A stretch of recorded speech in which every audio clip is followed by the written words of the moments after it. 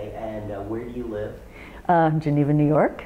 Okay, and how long have you lived here? A little over 3 years now. And then what happened with the well on the adjoining property? Well, they, when they came, we signed the agreement, I think it was in February of '07. They didn't start drilling the well until the fall. And they were in touch with me, and I was in touch with them about the hydrofracking. And I asked them, I said, I'd like to have my water tested before you do the hydrofracking, and then after, so I can see if there's any problem with my drinking water. So they tested it beforehand, and then they let me know, you know, the day before, the day of, that they were going to be hydrofracking, because they said there'll be a lot of noise, there's going to be these big trucks out there. So they let me know when it would be. Well, I think it was the day after, I don't think it was the day of, but the day after that they were doing it, I went to my faucet and in the toilets, and the water was gray, cloudy, and had sediment in it. So I called them, and they said, well, it should clear up. So after 3 or 4 days, I was still having a problem. And so I said, you all need to do something about it, because you agreed that my water would be potable. So I called Culligan and asked them what their recommendation would be. So they suggested that I put in a depth filter, because the depth filter would filter out any of the sediment. So I contracted with Culligan to have it done, but I asked Chesapeake to pay for it. So they were willing to pay for it after, again, some negotiations, pay for that, and also for 5 months for me to rent the unit. And did they dispute that it was a result of their hydrofracking operation that impacted your water? Not at all. And so they basically just owned up to it?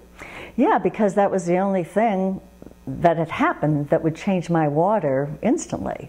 So they recognized that hydrofracking can do that, and since I had that clause in, they were responsible to take care of it. And you have a copy of the check that you received to reimburse you for these costs, correct? Yes, I do.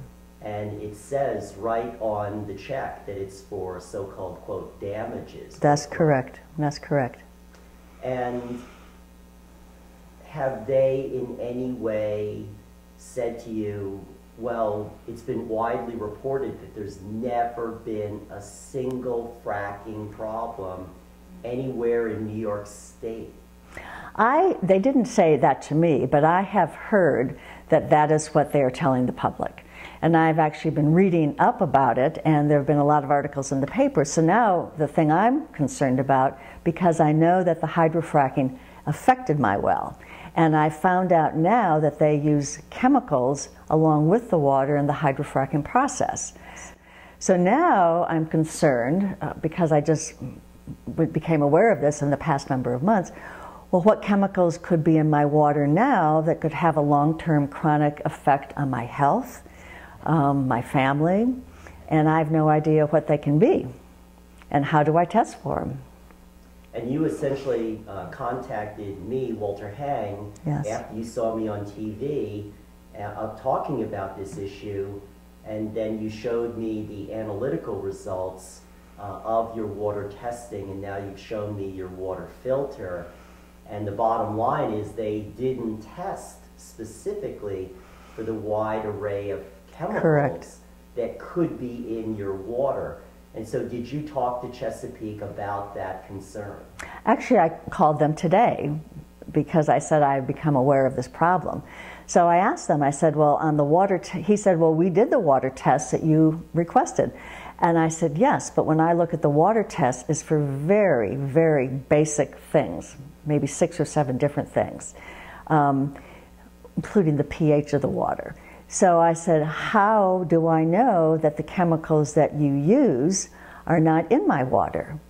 And he said, well, they are proprietary, and I can put you in touch with corporate headquarters, and maybe they can help you on that. And then you went to look at their website for information about these fracking chemicals? He told me that on the website, and I have not checked it out yet, I just spoke to him a little bit ago, that on the website you can go to a link that's called Frack Facts. And on there, there's a link that will tell you the chemicals, some of the chemicals that can be used in the hydrofracking. And he said that what it does is it shows that the chemicals are also chemicals that are found in everyday life and that they really have no major effect on anyone's health. He said that there have been a lot of scare tactics that have been used on the public recently about the possibility of the damaging chemicals in the water. And what he was saying, that this website just shows you that they really aren't harmful at all. But you are still filtering your water. Yes, absolutely. And what is it that you now want from the state authorities who are in charge of safeguarding your property value and your health and making sure that these natural gas drilling activities are performed safely and properly?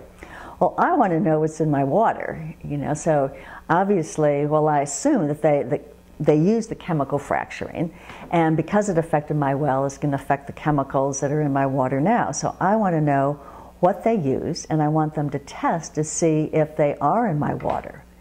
And I also want to make sure that this isn't also happening to other people in the area,